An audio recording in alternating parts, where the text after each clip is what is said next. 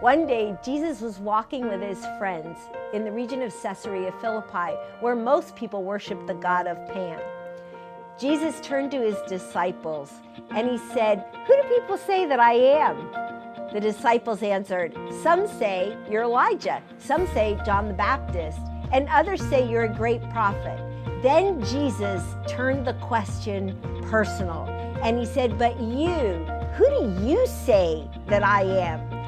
I'm author and speaker Becky Harling, and I want to invite you to join me as we look at the powerful I am statements of Jesus. You see, his I am statements will change your I am statements.